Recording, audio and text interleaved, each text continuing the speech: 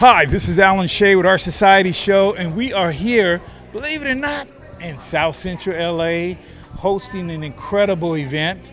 And we have one of the ambassadors who flew in from Louisiana to be a part of this great event. So we want to make sure you viewers stay with us so you can check out the entire evening here in South Central. Hi, we're back, and we are here on the red carpet here in South Central LA, and I have the good blessings to have Jay Johnson and Genesis, who is also one of the speakers of today's event. So we want to get involved with a little, Q&A. We're going to start with Jay Johnson, Genesis' dad, to first inquire, how did you guys find out about this event today, and why don't you share with them your background so that the viewers can know how important events like this are? Well, we got the founder of the event, Principal Rob, reached out to us.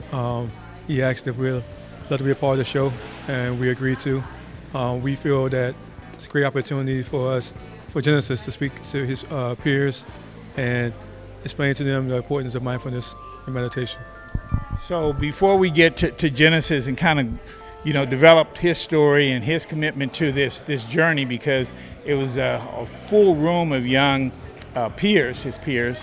Why don't you share with the viewers really, how did you go about making sure that Genesis was prepared and had a real comfort level to embrace this? Because you guys are coming from Louisiana to California, so that's a big preparation in itself. Well, Genesis, he's almost like a natural. I mean, he's been speaking for the past year and a half, so at major conferences in the crypto, Web3, NFT space, and so this wasn't too much for him to handle. And that's what it is. Yeah. Okay, and last but not least, because you keep taking me down this journey that it's just giving me more questions, Jay, and I love it, because what it does is it really gives the audience a sense of how important crypto, we're talking about Web3, and all these technologies that's going to be vital to young people in the future. Can you share with us, how did you go about really preparing yourself first, and then certainly to bring Genesis on board as early as possible? Yeah, so I got into the Web3 space personally myself back in 2016. I would say I got a real deep dive, probably like 2019, and understanding like self-sovereignty, banking yourself, and ownership. Those are the ethos of the space. Being your own personal bank.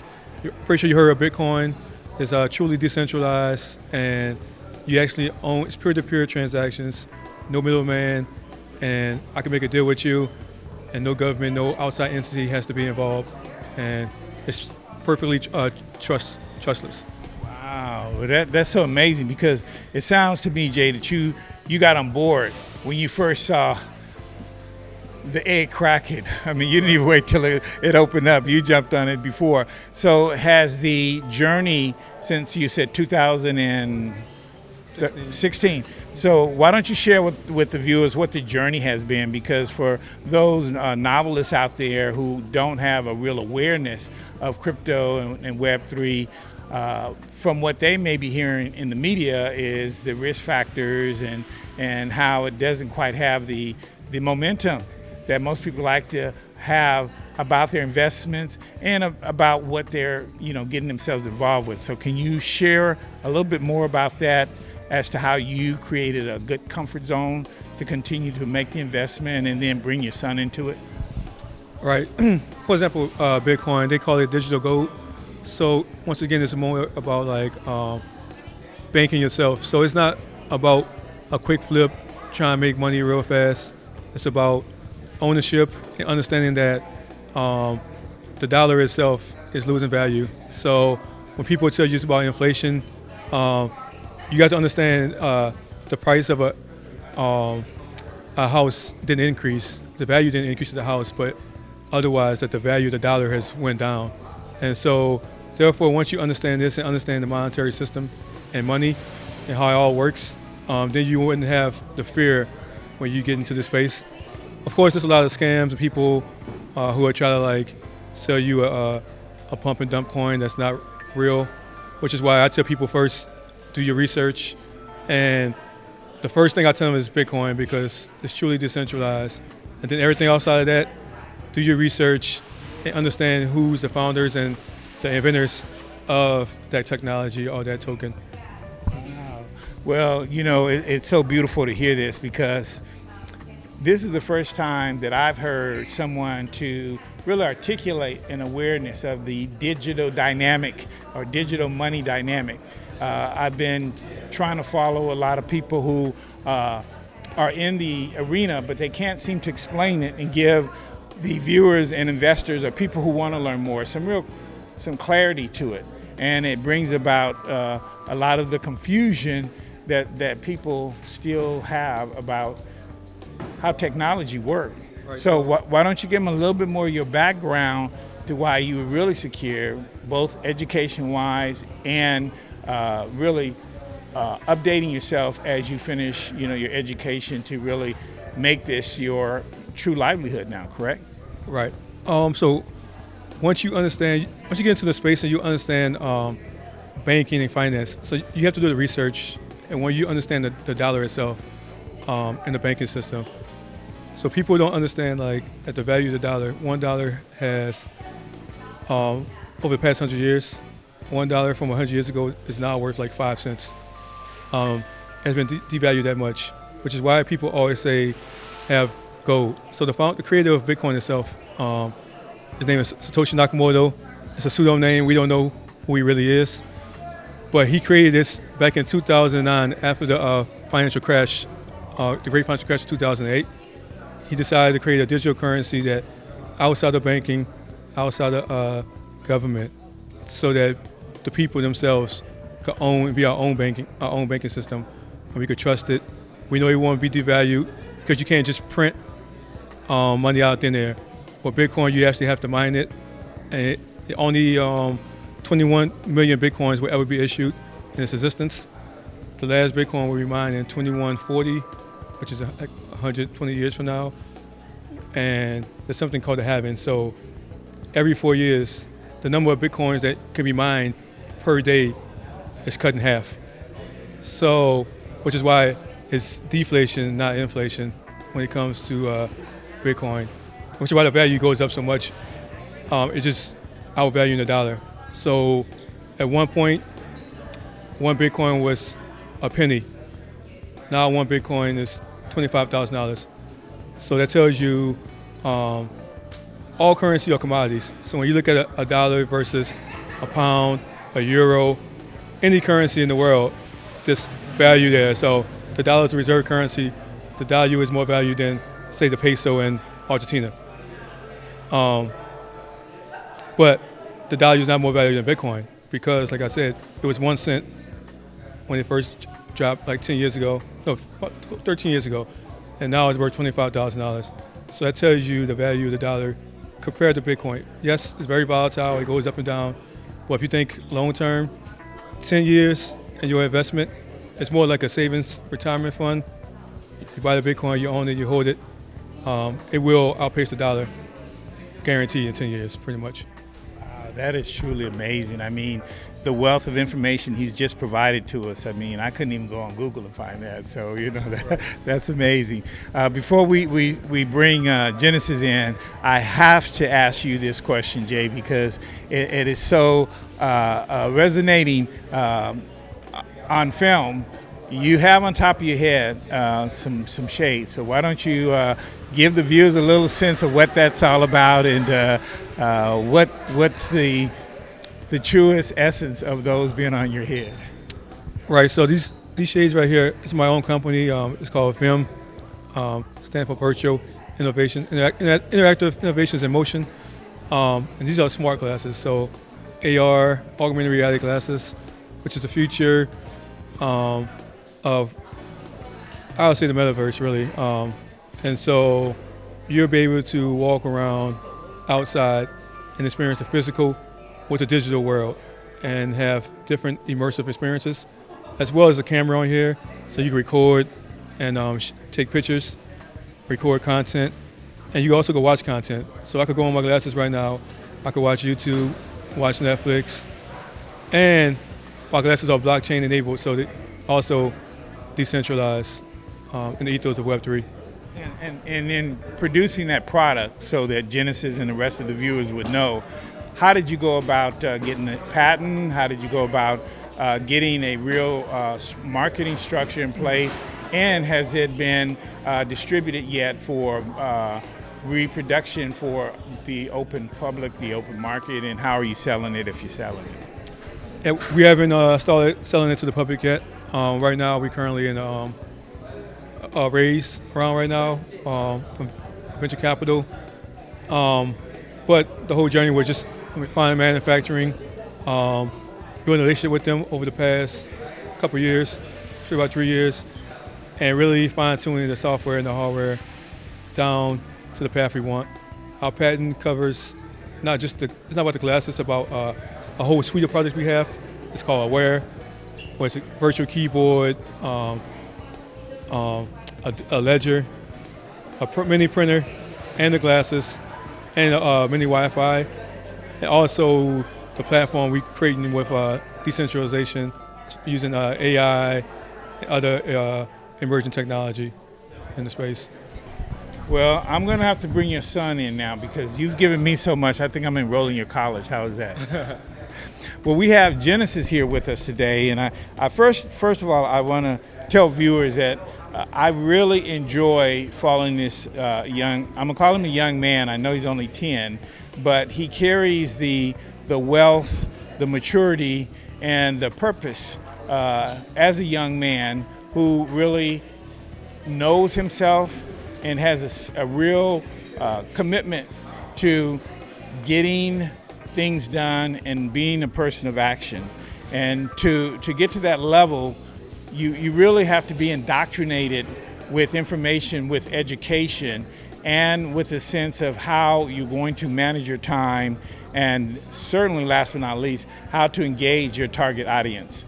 So as you can see just what I'm sharing with you today, this young person here, this young man here, has all of this and more that we're going to try and delve into because he's here with us in Los Angeles, California, again from Louisiana, and he's here amongst his peers so that they can see, that they can look in the mirror and see themselves just as Genesis does every morning with the right commitment and the right mindset. And Genesis is going to impart us with how that process starts. So I'm glad to see you again, Genesis, definitely.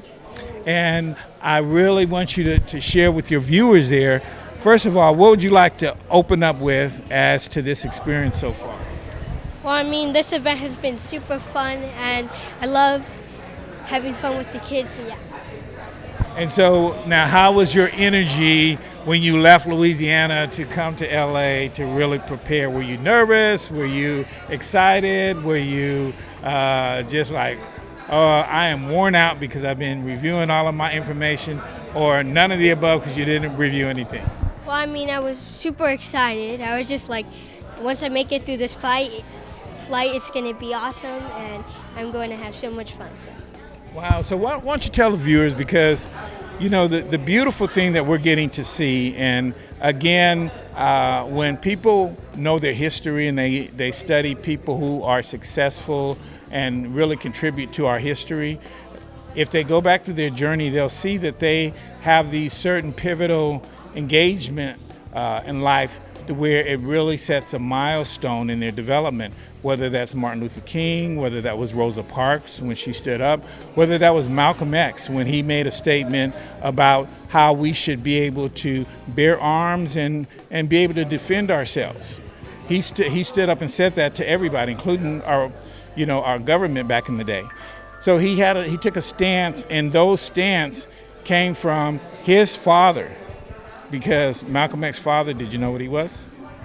Okay, so Malcolm X's father, and I'm just imparting a little history so you can see, Malcolm X's father was a follower of Marcus Garvey. You know who Marcus Garvey was? Yeah. Okay, so because Marcus Garvey had fed Malcolm X's father to be a priest at the time based on their mission statement, they felt that they had a belief that as black people, they can begin to learn and prepare for future generations. And so that's why Marcus Garvey brought in his followers, which Malcolm X's dad was one of those, and Malcolm X's siblings, he and his siblings, were able to be orientated to being intelligent young people early and preparing for their future. And that's why we were able to see the end product of a Malcolm X. And that's kind of what we're seeing in your journey. So why don't you share with the viewers, first of all, how did you get committed to knowing that you were passionate about all the information that your dad talked about, and you have now taken it to another level? Well, I mean, I was very confident about myself, and I just wanted to try because you never know what's going to happen if you don't try. That's true. That's true. So did you just, were you always around your dad and had conversations with him to get to that level, or did you just start reading it yourself, or because you were always in that environment where your dad was constantly working on, let's say, crypto, especially since he started in 2016, which meant in 2016, how old were you? I was like 3. At 3. See, there you go. So you're going to tell me at 3 you were receiving that information because you were in that space, or do you know when you really came into realizing that you wanted to learn that information? Well, I mean, I feel like since I've been homeschooled all my life, I've gotten to learn so much history that kids usually don't learn. So I feel like that if I implemented all that information, it can create something good. Okay. Well, I like that answer. So what? Well, I mean, I got into Web3 because of my dad, because the first time I invested in crypto was when I was 7, so. Okay, now that's why I was hoping you would introduce, so people can see you did it at 7. You've had 3 years of being exposed to the investment process. And can you share with the viewers what that journey has been and what your growth has been with that investment? Well, I mean, the investment was really good because I've gotten to travel all across the country with this, and hopefully one day I can travel all across the globe to teach my peers and everyone. Okay. And that's what your peers need to hear, because they may not have the environment like you have, which is a consistent resource around you with your dad and your mom and the information and things like that. Most of these youth and the peers around us today probably may never have heard of any of this stuff until today, unless it's constantly being introduced within the institution that they're in here at this Beehive Academy. So what we're trying to do with our show is to make sure people realize that with individuals like yourself out here, as young as you are in Genesis, that you can really start a new movement in awareness if the pathway is open up. So why don't you share with the viewers, in your opinion, how can the pathway be opened up to make this movement even bigger and greater, so that the end results that you've experienced can start to happen for other young people? Our cities have to have conversations on how we can create access to this education of Web3 and meditation, because if kids can't learn it, they're never going to know about it. And so what is your method or your social media platform distribution to reinforce that process of getting information out to your followers? Well, that's a tough question. Well, I mean, do you update your social media every day, once a week? Do you put specific daily postings of meditation, or what do you do that keeps your followers engaged? Well, I mean, every Monday at the start of every week, I do some meditation. I post on Instagram. Then every Tuesday, I do some Twitter Spaces where I teach kids and also adults about meditation. Wow, that's what I'm talking about. So do you do any kind of Zoom meetings or anything, or have like a summit meeting with other young people that are in your space so that you guys can start your own community? Well, I mean, I do have my company now for kids, and I teach kids one-on-one, and right now I'm working on in-person workshops for our cities to teach kids about this education. Wow. Well, last but not least, so we can let you get something to eat and enjoy the rest of your peers, can you share with the viewers really, in your vision and in your dream, 10 years from now, at 20 years old, how do you see yourself and why? As an NBA player, because I mean, my dream has always been to go #1, and also me giving back to my community, helping out, and continuing with Non-Fungible Kids. Well, I just want to grow up and be like you, Genesis. And you heard that for yourself, viewers. This young man, this young person of 10 years old has already envisioned where he's going to be 10 years from now, and we're going to be right there with you, Genesis. So thank you so much. Thank you. And this is Alan Shea signing out here in South Central Los Angeles at the Beehive Academy. Thank you for joining us today. How many of y'all ready for a little bit of entertainment, huh? Okay, me too. I'm excited about this next group, this next individual that's gonna come up. This person is changing and revolutionizing music to a whole nother level with creativity and entering the blockchain space with the entertainment. I think this person is a talented recording artist from Toronto, Canada. Anybody heard of Toronto? Make some noise.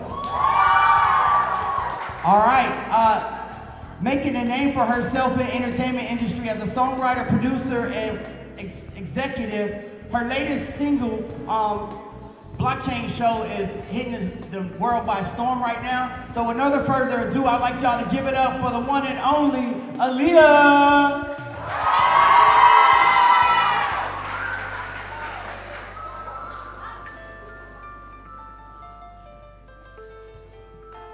What's up, guys? How you feeling this morning? Still waking up a little bit? Did we get our hot chocolate and our coffee in yet? Maybe, no?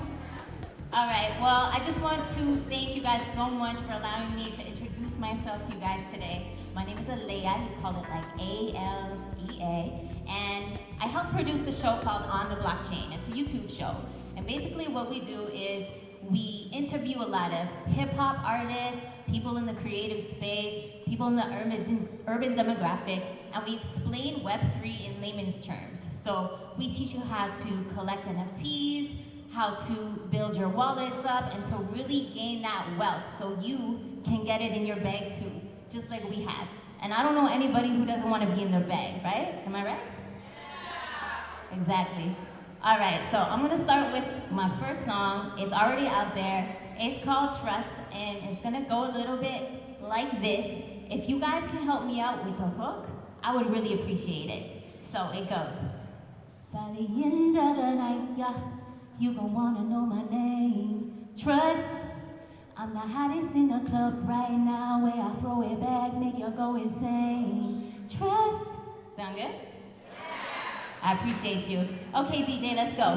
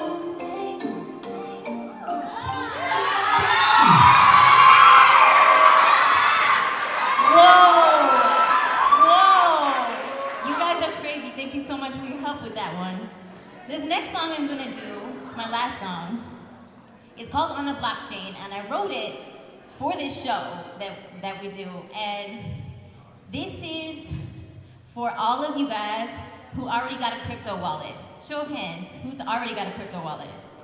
Okay, a couple of you in the room. How many of you already have NFTs? You got an NFT? You got an NFT? Dope. So what it means when you have some NFTs in your crypto wallet, it means you got it in your bag. So this song right here, this one's for everybody who's about to get it in their bag after y'all meet your NFT today, yeah?